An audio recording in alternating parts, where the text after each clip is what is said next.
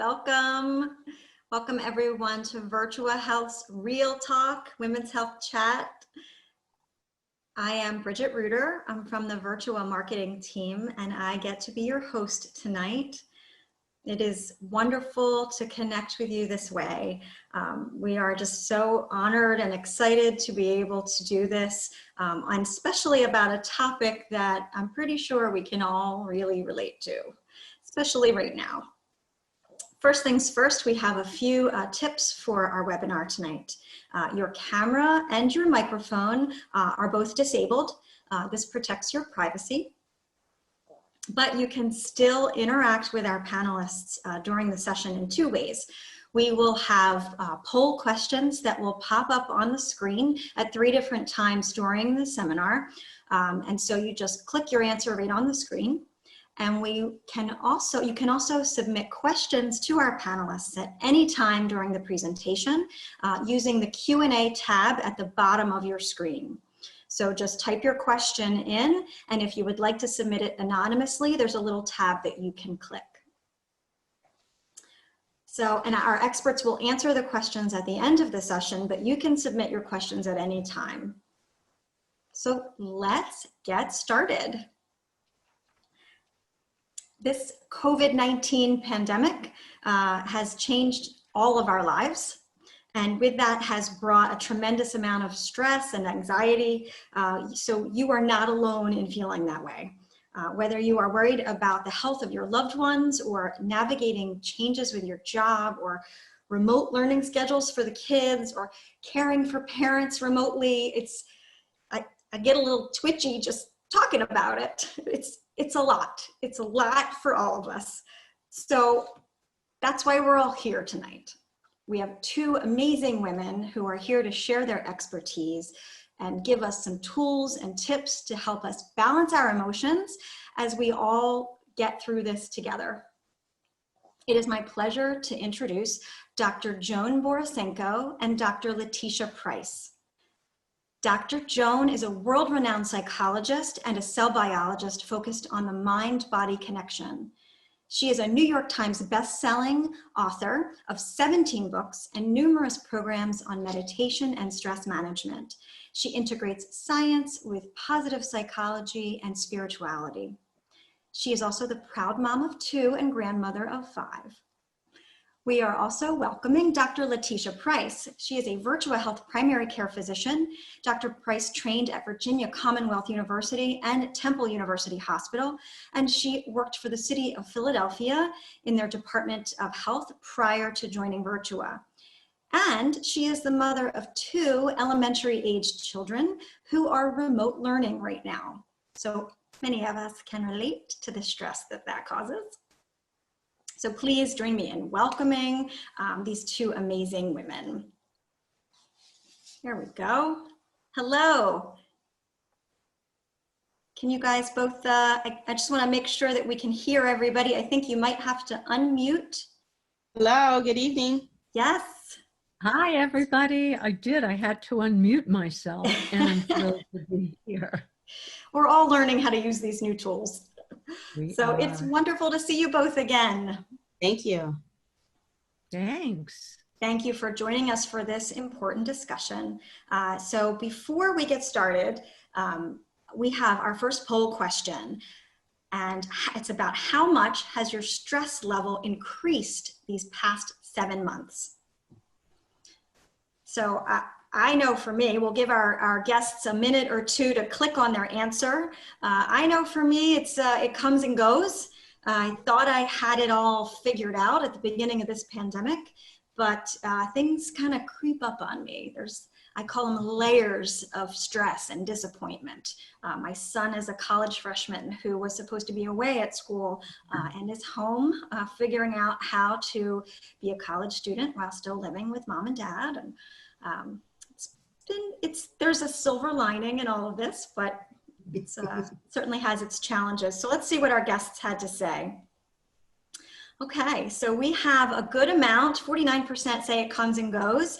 Nobody says stressed, not me, right? Everybody's feeling a little bit of stress. And then a mix of I'm totally stressed out and then followed by I'm more stressed than not. How are you both feeling during all of this, you know, over the course of maybe the last 7 months and then more recently in the last month or two? Well, I can tell you that I've been really stressed, and then I get things to a calm place, and then I get stressed again by something else. And I think that's really typical of this pandemic. And what happened here is we've just come through a fire. I live in Santa Fe. The day the fire started here, my son's house in Santa Cruz burned down. And that created a very stressful month. He's still, of course, very stressed. Here, they finally contained the fire that was just a mile and a half from our house. And the intense smoke has finally disappeared. So thank you. My stress comes and goes. Oh my goodness, certainly. Like the tide, it's going out a little right now. I agree with that. I think my stress comes and goes, it waxes and wanes also, depending on the day. I have 2 young ones at home who are doing remote learning, and I think we're getting through it. We finally got the kinks out, and we finally got the computer and everything set up. You know, so some days are more stressful than others. Some days, you know, I feel like I can conquer the world. Some days I just realize that the world is just going to conquer me today, and we'll try again tomorrow. Well, I appreciate you both sharing that, because I think most of us have those moments where I'm just going to bed. I'm going to start again tomorrow. Yep. So let's jump in here and talk a little bit about stress. And, you know, we all have stress at different times of our lives. I mean, you've just given some really poignant examples, but so is stress normal, or, and you know, what's the balance, right? What are those circumstances when stress is not something that we should worry about, maybe not so normal? Dr. Joan, you know, I'm going to throw this one to you. Okay. Well, you know, there's good stress and bad stress, Bridget. We need a certain amount of stress because challenge is what helps us to learn and helps us to grow.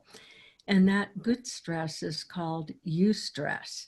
But then there's bad stress when our coping mechanisms get overwhelmed, and then we have distress. And I think, you know, from my own personal experience, from looking at friends and colleagues, and then from studies, this nation has never been as distressed as it is now, not even after 9/11. Wow. And that's because when we're coping with just one big thing like 9/11, it happens, we grieve, we do what we have to do, and we rebuild. But with this pandemic, it's so uncertain.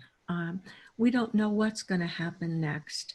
And of course, some of us have much more stress than others. If you've lost a job, or you're trying to cope with school-aged children and figure out how to go to work at the same time, or if you get sick, or God forbid, a loved one gets sick or dies, that's a tremendous amount of stress. But the main thing that's stressing people out right now is just the uncertainty of it, and the fact that it's one stress on top of the other.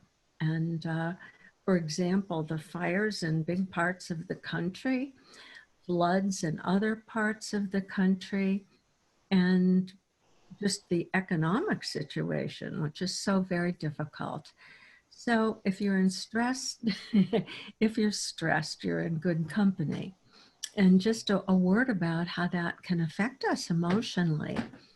One thing it does for sure is make you irritable. And that's hard. You know, you might come home after you've been working all day, and there are the kids and everybody needs something. And unless you're really skilled at kind of letting go and coming present, you might get irritable or snarky, and then you get mad at yourself for being a witch. that certainly happens. Yes. So Yes, you're not the only one, Dr. Price. If we could see everyone, there might be a few others raising their hands.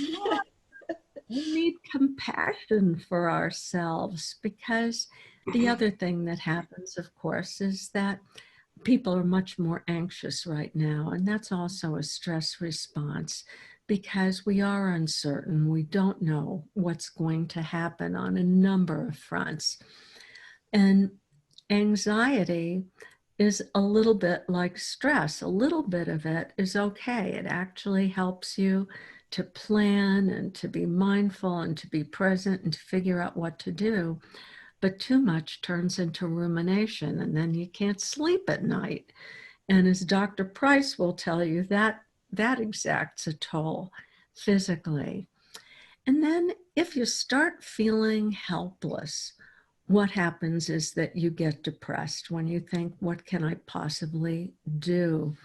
So it's so very important to be able to take a break, even if it's like saying, today is difficult, I'll see how I am doing tomorrow. Right now, I'm going to read a book and distract myself. That's great, because one of the other problems that we get from stress is distracting ourselves in not such good ways, like emotional eating or substance abuse, which has gone up tremendously in this country since the pandemic began. So here's the good news. There's always a silver lining. You all, you wonderful women, responded to this great offering that Virtua has given you because you actually want to learn. And as you learn to cope with stress, you can teach your families. And then as we all calm down a little bit, we act like kind of a tuning fork. If we're calm, the people at home calm down. If we calm down, the people at work calm down. And we can all be kind of ripples of just calmness. And that's what I hope you're going to get out of our talk tonight.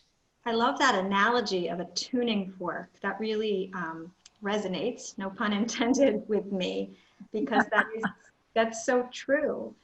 You pick up on the vibes of the people that you're around, and certainly those people pick up vibes off of you and the energy that you're giving. So thank you for that.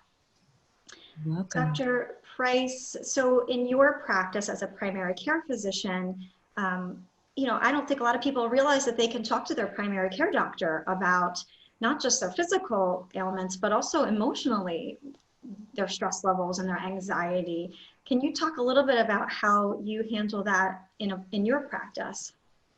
Absolutely. You should definitely come talk to your primary care doctor when you're feeling anxious, if you're feeling stressed, or if you just have some emotions that you don't know quite how to handle. What happens a lot of times is that the anxiety builds and it builds and it builds, and no matter how much you think you're able to handle it, it manifests itself in some other way, shape, or form. So then you have, I've seen a fair amount of people this year who have had a full-blown panic attack for the first time, who show up to the emergency room and think that they're having a heart attack.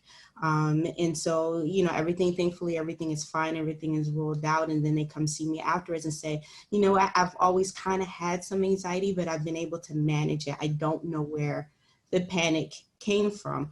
And then when I talk to them more, it's because, they're dealing with, employment loss, sick family members, older family members, younger children.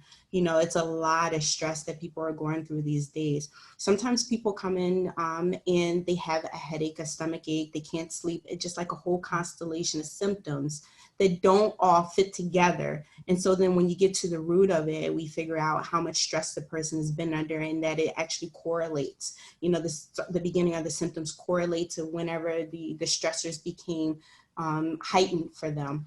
And so, they're taking, over-the-counter medications, they're trying to solve it themselves, and not realizing that, I don't have colon cancer, or I don't have, ulcerative colitis, something that would just make the anxiety much, much worse. But what I have is irritable bowel, which means that my nerves, I'm manifesting my nerves in my stomach, and it makes me have frequent bowel movements, or it prevents me from going to, having bowel movements on a regular basis. So there are a lot of physical manifestations of anxiety that we can help with, that we can provide resources for. And I think that, it's key to figuring out that some of these symptoms are anxiety versus which ones are actual disease. Mm-hmm. So when you come talk to me, we go through these things, we go through these things, your family history, any family history of anxiety, any family history of anything, any what we call organic cause that may be causing your symptoms. And we don't just chalk everything up to anxiety. As primary care doctors, we have to make sure that your heart is okay. We have to make sure that your stomach is okay. We have to make sure that, you're not having a stroke when you tell me I'm having numbness and tingling. But most of the time, it's not those things that are more serious that actually feed forward that anxiety response. And then sometimes you come and you feel better just knowing that I don't have a serious physical ailment, but this is anxiety and it can be managed.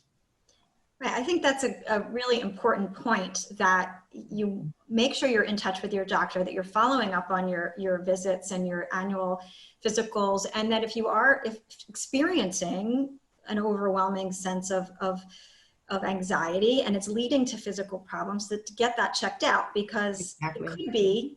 it could be something else, and you need to rule that out. Right.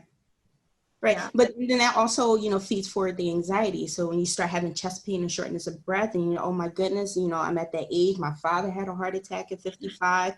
I'm 52. This could be a heart attack, and so you feed forward that anxiety. So if you have any kind of stressors, any kind of anxiety, you can talk to your primary care doctor. We can figure out where on the spectrum you are. Is this disabling anxiety? Is this something that we need to treat with medication, behavioral health, cognitive behavioral therapy? Is this something that we can use some techniques, some breathing techniques for to kind of calm you down? Or is this something that we need to investigate? Is this an impending heart attack, or is this something, but come find out. Don't allow yourself to kind of ruminate in those thoughts and increase the anxiety, make the anxiety worse. Yeah. Dr. Joan, I just wanted to give you a chance if there was anything you wanted to add to that. I think Dr. Price did a great job. She did. She really did, because it's true that literally 70 to as much as 90% of the visits to primary care physicians are either for things that are caused by stress or just made worse by stress. If you have something like diabetes and you're stressed, your blood sugar levels respond. There is a big connection between mind and body. And it's so important to really think about what Dr. Price and you were saying, Bridget, and that is, we can't just be complacent and say, oh, well, it's all stress. You really do have to rule out that it's something else. Particularly like heart attacks. Women have very different symptoms than men do. And then things like chronic fatigue syndrome. For years, people ignored women who had chronic fatigue syndrome, saying, it's all stress, or it's all in their head. And in fact, it wasn't. It's an actual illness. Mm-hmm. So first, go and see someone like Dr. Price. You're so wonderful. You're so reassuring. That's what all of us want in a primary care physician. Absolutely. And it right away, you leave feeling better, that's for sure. And I was very impressed when I heard about the really great array of kind of mind-body and emotional help services that Virtua has. That's really important. Mm-hmm. So, it's wonderful, I think, that you're offering all of this.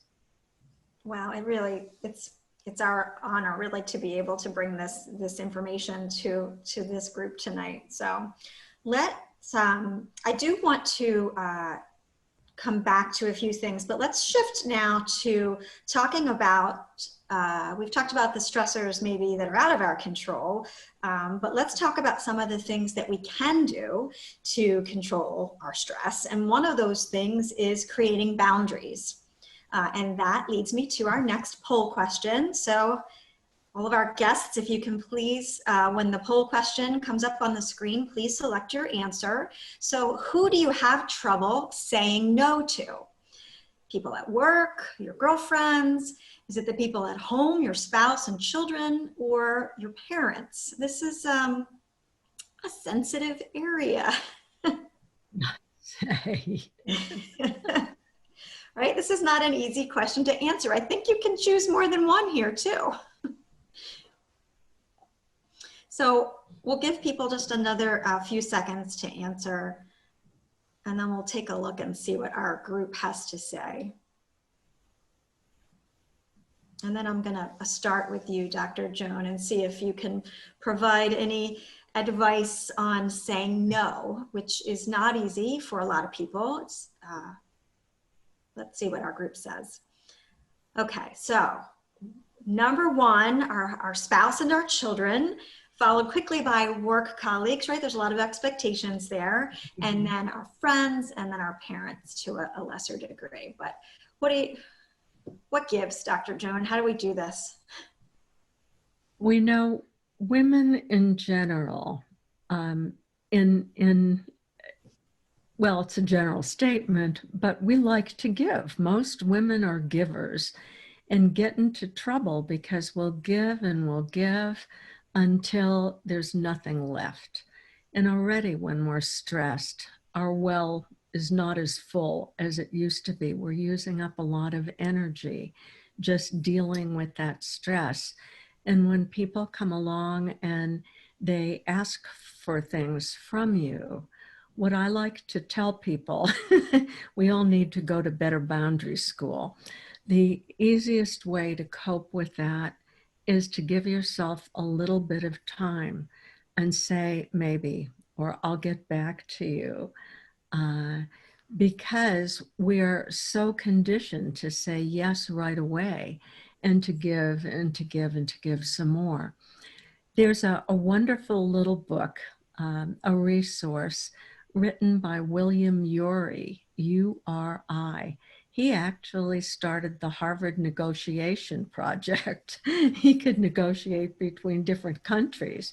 We just have to negotiate with the boss or the kids or the spouse or the parents. But what he said is there's wonderful power in a positive no. And what that means is, first, you look to what your own values are and say, okay, I have maybe a value of every day in order to stay sane, in order to be able to give, in order to put my own oxygen mask on, I need to put aside a half an hour on the exercise bike or whatever it might be. And then you think to yourself, okay, if I say yes to driving my mother-in-law to the mall, I'm going to have to give up something that's a very important value that's going to affect other things in life. And that should be a clue. Saying no to your mother-in-law is saying yes to something that you deeply value and need that's going to help many other people. And the other part of a positive no, other than really being in line with your own values, is can you give somebody something that will help, even though you can't do the whole thing? And to say something to that mother-in-law, well, I cannot take you on Saturday. However, you know, I need to go and do some errands next Thursday night or whatever it is, and give them something, even if it's not the whole of what they wanted. Sometimes you can do that, but you have to remember that a no to someone else is a yes to your own most deeply held values. And you know, the old saw, put on your own oxygen mask first.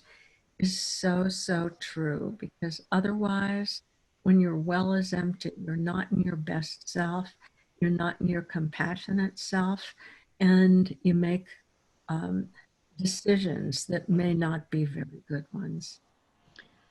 Okay, so that sounds really good, but Dr. Price, like, how do you do it? Because you're a primary care physician. We know that your schedule is already demanding, plus add 2 young kids and a family. And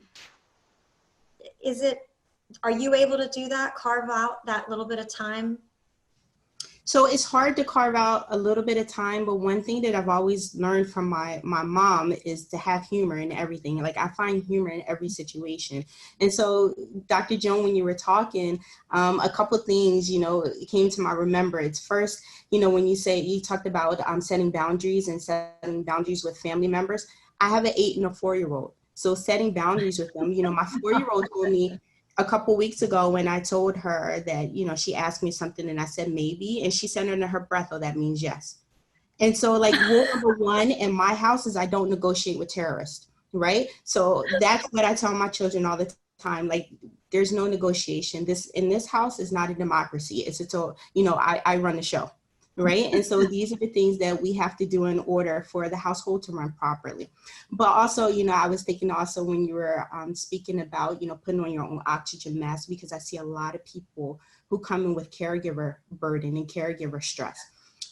Because they are not taking care of, well, they have a sick one, usually a spouse who's older or a parent who's older and suffering from dementia, and they spend so much time taking care of their loved one, which is very admirable. But at the same time, they're not keeping their own doctor's appointments. They're not taking care of their diabetes. They're not taking care of their high blood pressure. And so what I always tell people is exactly what you said. When you go on a plane, and they do that safety drill that everyone makes fun of, they tell you to put on your own oxygen mask first, because you will pass out trying to put on the oxygen mask for someone else. And that does neither one of you any good. If you pass out, you can't help anybody else. So you have to take care of yourself. The other thing is that the body will get attention. Whether you give it attention or whether it demands attention. So if you decide to ignore your diabetes and your blood sugar goes high, you're going to end up in a hospital. Who's going to take care of your loved one, right? You're going to end up in a hospital because the body is going to get the attention it needs, whether it's by force or whether you give it to it. So take care of yourself now so that you don't have the added stress of being in the hospital. I can't control my blood sugar, and I don't know who's taking care of my father. I don't know who's taking care of my loved one. You have to take care of yourself in order to be able to take care of someone else. Okay, so Yep. create those boundaries and stick to them. Well, So, oh, I'm sorry, did you have any? I didn't want to jump in too soon. I think if you want a humorous song about this, let me make a recommendation. I have a colleague by the name of Karen Drucker, Drucker. She's written, I think, over 200 songs. She has 18 albums of positive music. And it's great. There's music that calms you down. There's music you can dance to, but it all has a great message. And she has a really wonderful song called N.O. is My New Yes.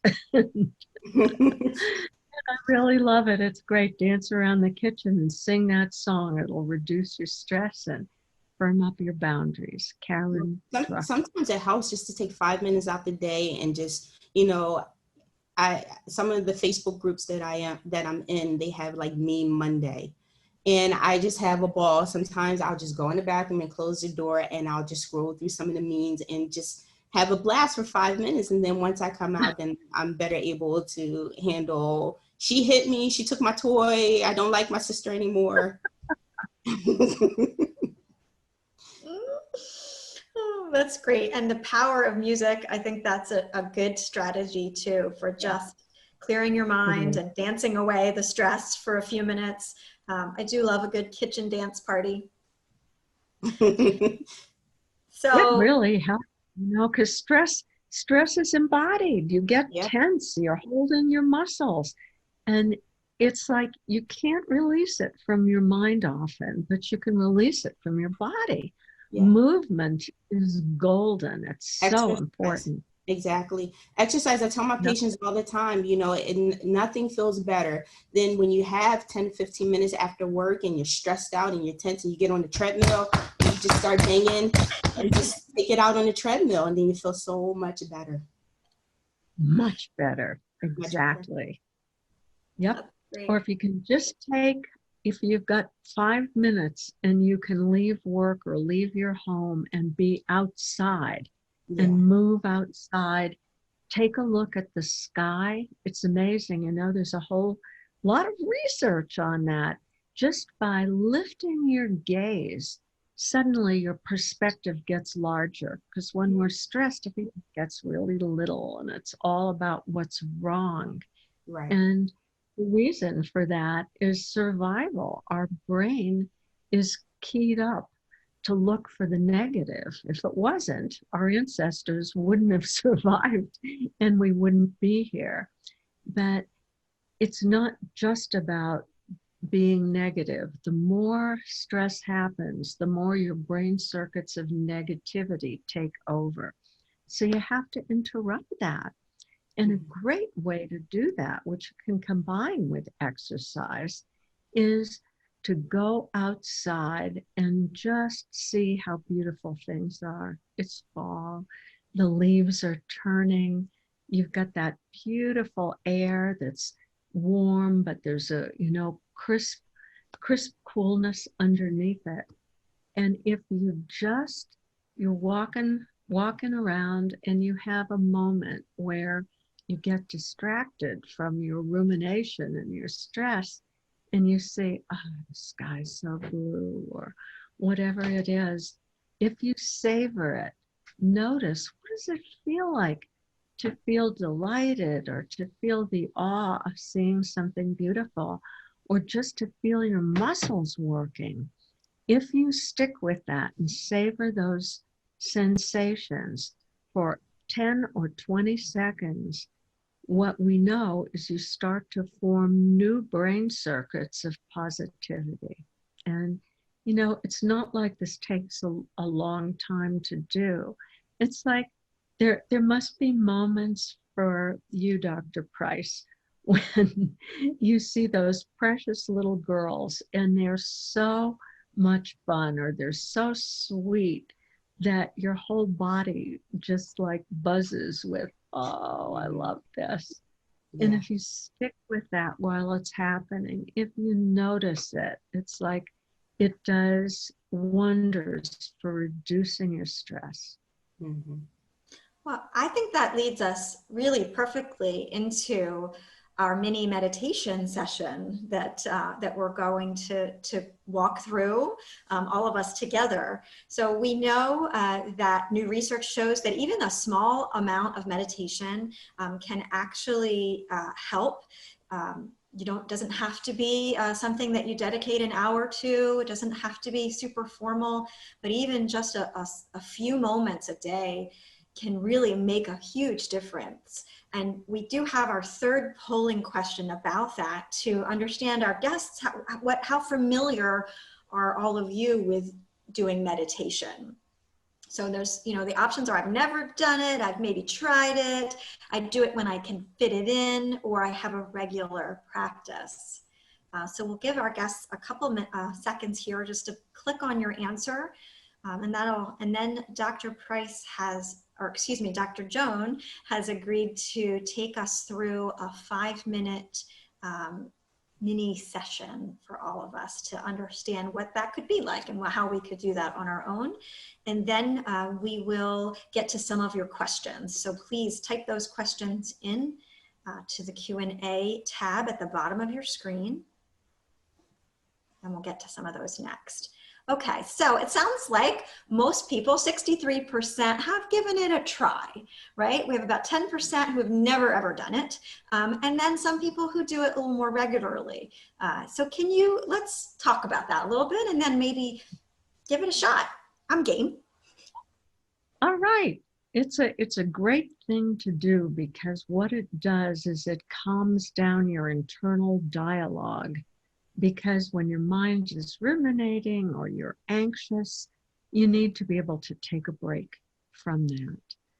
And so I'm going to show you two kinds of meditation. One is a simple breathing exercise, which you can do if you're really stressed out in the moment. What's great about the breath is that it happens by itself, but it's also under your conscious control. It's the only bodily function that you can actually vary with your conscious mind. So if I'm really stressed, this is, you could do it as a 1 or 2 or even 3-minute meditation. It's called pursed-lipped breathing. And what it does is physiologically calms down your nervous system very quickly. So it looks like this. You breathe in through your nose, purse your lips,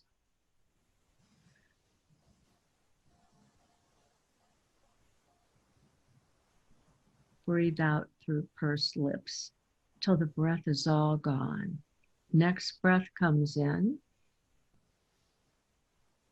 and that's a little deeper because you've just emptied your lungs, and breathe out through your pursed lips.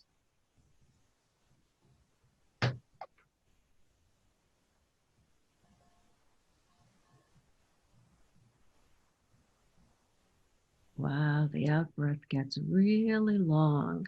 Try one more. In through the nose, out through pursed lips.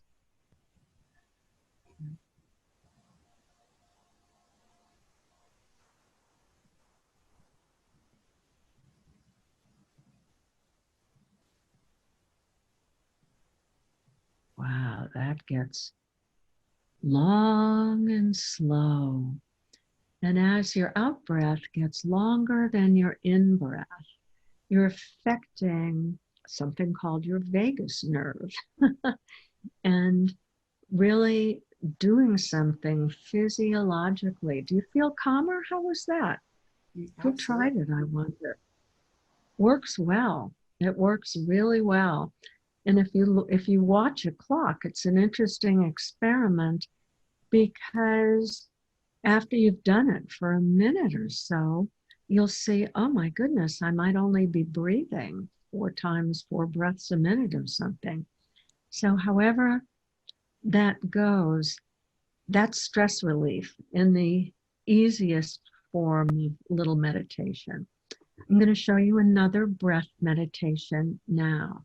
And, years ago, wonderful cardiologist, Dr. Herbert Benson, wrote a book called The Relaxation Response. And that's the opposite of the fight or flight response. So it's a stress reduction. And what his simple instructions were, I'm going to give you right now. And that is, we're going to take a minute to relax our muscles. Then we're just going to notice the breath, but without trying to control it like we just did. We'll watch it, notice it come in, notice it go out, notice it come in, notice it go out. And to keep the mind a little quiet, we'll give it a word to occupy it. And so the word he used was simply the word one. Breathe in. On the out breath, 1. Breathe in. On the out breath, 1. And you know what? You'll do that for a couple of breaths. All you who've tried meditation know this. And then the mind comes in again and it says things like, 1. 1. Oh, I'm relaxing already. It feels so good to relax. But I can't relax much. I have 6 phone calls to make. I can't believe it. My mother called 3 times today. She's so nervous. No wonder she's nervous. But wait, I'm supposed to be meditating. And you go back. One. One. My pants feel tight. It's because much lately. Isn't that what it looks like? Have you ever tried it? So you can't let that bother you. Even if in a 5-minute meditation, you have to bring yourself back 10 times. What you're doing is you're strengthening the muscles of awareness and letting go. So there's no such thing as a bad meditation. Your mind wanders. Think of it as a 2-year-old who's wandering in the street. And with great tenderness, you just bring it back to the breath and the repetition of the word one. Or if you're already skilled at this, whatever word or words you might like, or just noticing the breath itself. So let's give it a try, just for a minute or two. You ready? Okay, let's just take a little stretch first. And a mindful stretch. It feels good to stretch. Notice the sensation. And put your feet on the floor, your hands in your lap, and just notice that the floor supports you. Can you feel that? Floor underneath you supporting your feet, the chair underneath you supporting your body. All you need to do is let go and be held. And you might just take a moment to let go of any tension that you feel in your eyes, in your jaws. Could even let your tongue relax in your mouth. Let your shoulders relax. Take a nice sigh of relief. And let that ripple right down from your head to your toes. And now begin to notice the breath any way that you like.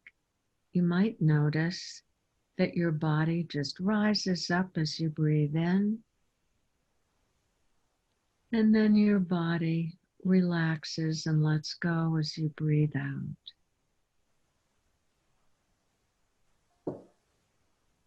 Or some people like to notice that the breath feels cool when it enters the nostrils and warm when it leaves. There are lots of ways to appreciate the breath, and it doesn't matter what you choose. And now let's just try the actual meditation, noticing whatever you notice about the in-breath. And on the out-breath, mentally repeating the word one.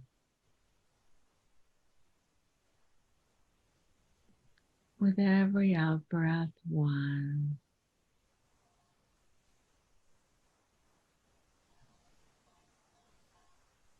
Every out-breath is an opportunity to just let go a little bit more and be held.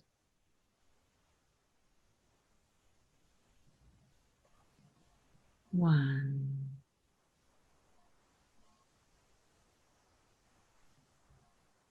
Bringing your attention to the body of the in-breath. One, letting go on the out-breath.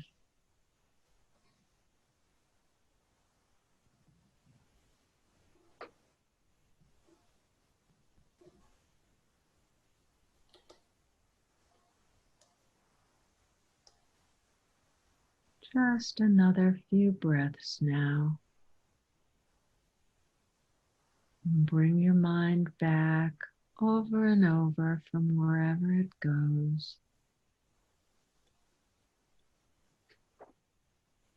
One.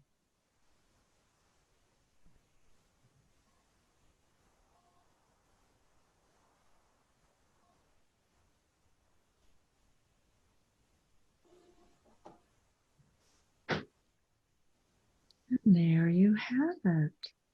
When you finish, just take a moment, a mindful moment, just to notice how you feel. And for those of you who've never tried this before, it gets easier with time. And sometimes you'll be relaxed more than others. But all the while, what you're doing is developing that skill of learning how to let go and come back to the moment.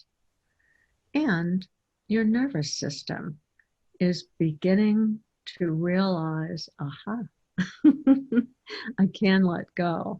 I can be tamed.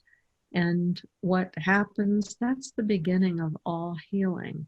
When you relax and let go, your body knows what to do. The body is good at healing if we can just get out of the way. So there we go. I feel wonderful. I know. That was.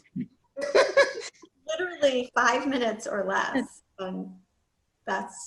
And you introduced this by saying something I'd like to reinforce, Bridget, and that is in many different meditation programs, they'll give you a tape and say, do it twice a day for 45 minutes or 30 minutes or 20 minutes. And that is awesome when you can do it. But most people can't. They just don't have that kind of extra time. And recent research shows that even if you do it for 2 or 3 minutes, a couple times a day, or sometimes, before I sit down to do my work, I do it for 2 or 3 minutes. It clears my mind, and then it pays me back. I'm much more effective, efficient, clear, and present. And those couple of moments really make a difference. So give it a try. Thank you. That was wonderful. I'm seeing some of the comments, and we're getting great feedback. A few people sharing that they practice yoga and that meditation is part of that practice. Someone asking about prayer, that I pray daily. Is that similar to meditation? Yeah. And also, I want prayer. if there's any Go ahead, Bridget. I'm sorry, if there's any resources, because that was just so calming and helpful. And I know there are guided meditation things that resources online. Your voice, Dr. Joan, is so soothing.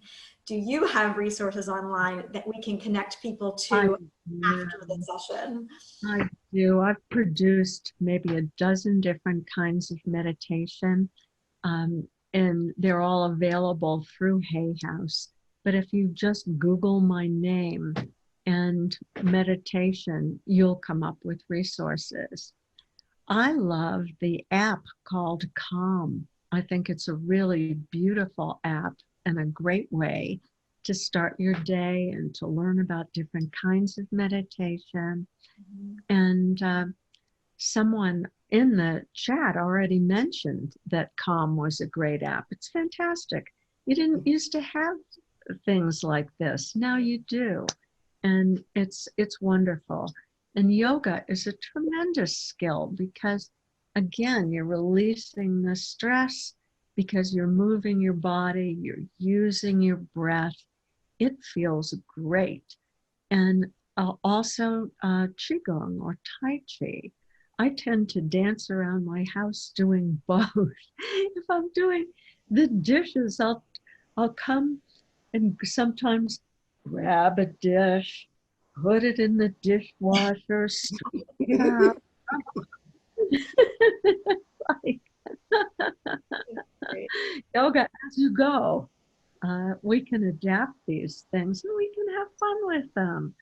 I'm with you, Dr. Price. We gotta have fun, we gotta laugh a little. Yeah.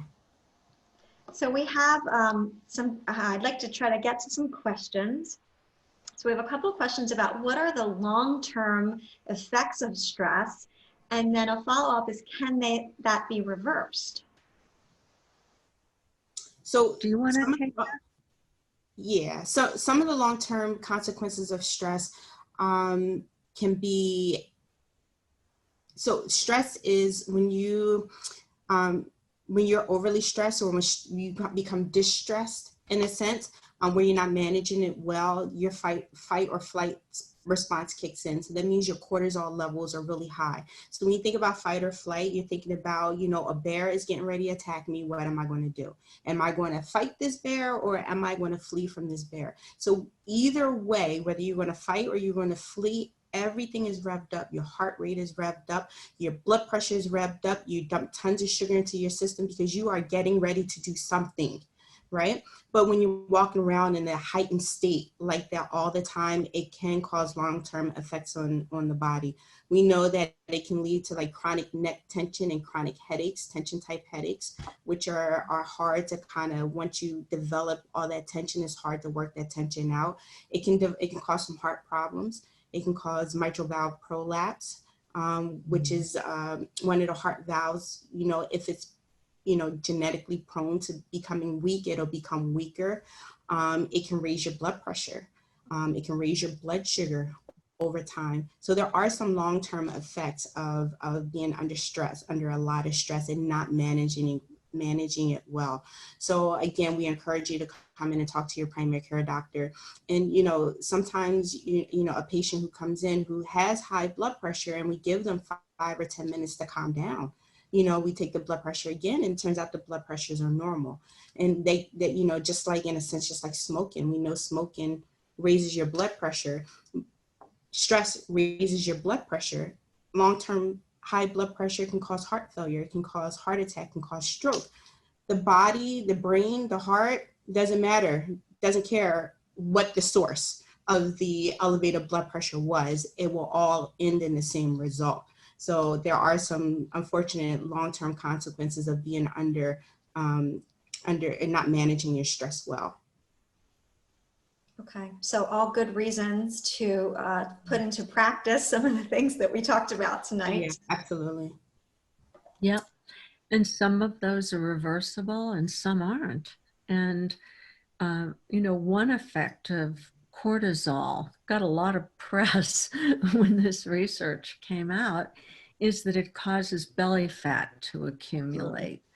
And of course, belly fat is a factory for molecules called cytokines, which create inflammation.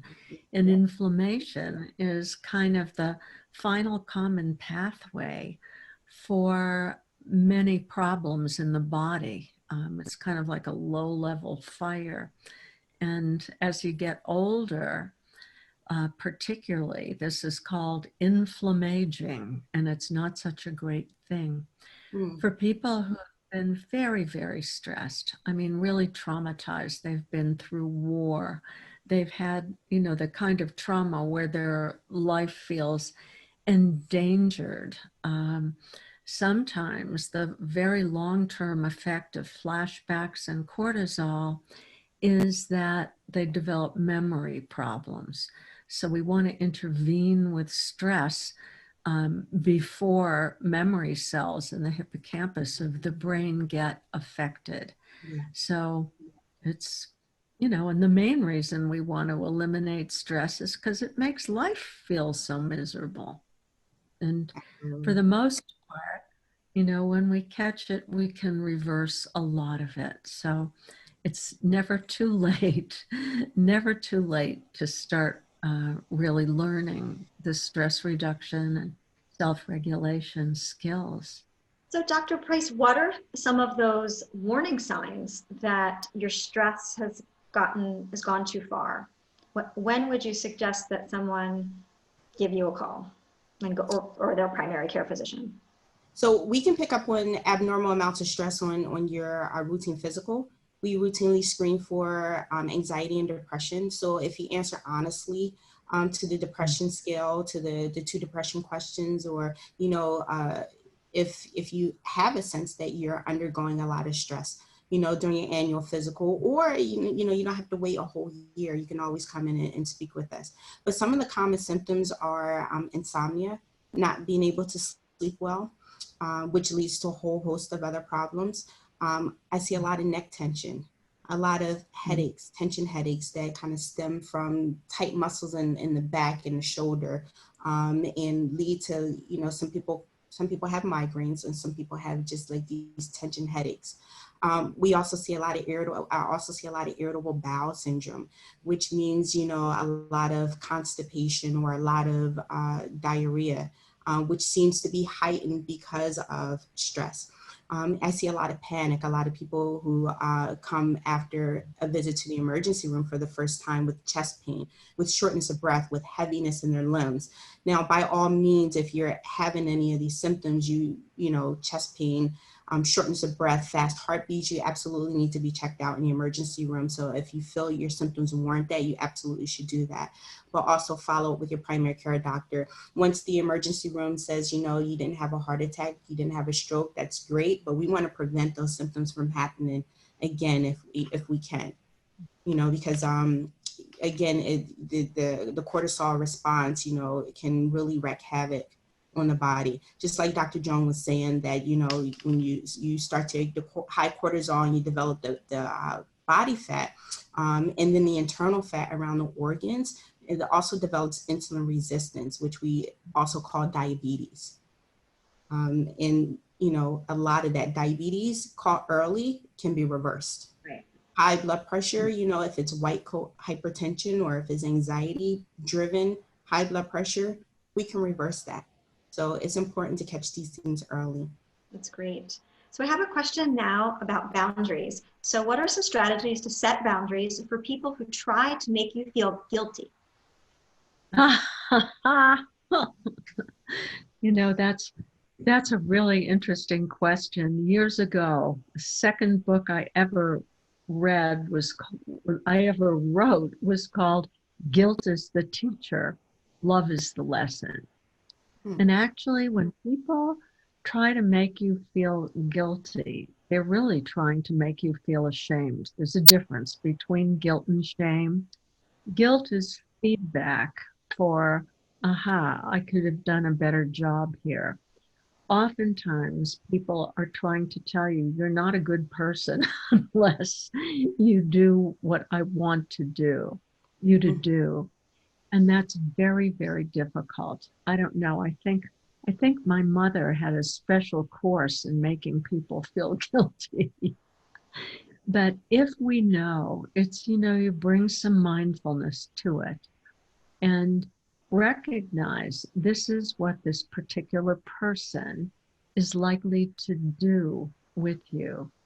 And then what you need to be able to say in a kind way is your truth.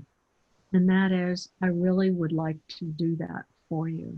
But if I do that, I'm going to empty my well to the point where I'm not really feeling well. And now you have gently turned the tables on that person. But you really need to let people know, this is what I can do and this is what I can't do. I'm sorry if I disappoint you. I'm going to recommend a book for you. It's called Extreme Self-Care by Cheryl Richardson. And Cheryl has a wonderful chapter in that book of practices. And one of them is, she says, as a practice, try to disappoint one person every day. And I often flash on that because it's a hard thing to do. It really is. It's so baked into us to please people. But even knowing that exercise exists, I think, for at least speaking for myself, has given me permission to really speak my truth. And you know what I found? I have really found when I speak my truth to people and I say, look, I'm really overstressed, overstretched, exhausted. I'd love to do this for you, but I really can't. People will usually respond not with making me guilty, but with saying, I really admire that you could say the truth. I'm going to try to do that myself. Not everybody will say that, but you'll be surprised because many people really will. I think we all long to be able to be authentic, to be able to be kind to ourselves and others in a way that doesn't exhaust ourselves or anyone else. I think it's also important to mention that you have to release yourself from self-guilt also, and not trying to be superwoman and Superman and superpower all the time, you know, something, because that in itself will drive you crazy, the self-guilt that we have, you know, because my children had cereal for dinner last night. Because if you look at the grand scheme of things, like they're alive. Tomorrow they'll be alive, you know, and I have a chance to start over, you know. And so sometimes, you know, I have to tell myself that, you know, right now, to preserve my own sanity and to not yell at my kids and not, have impose even more guilt. Today, I'm just going to have to be a B+ mom.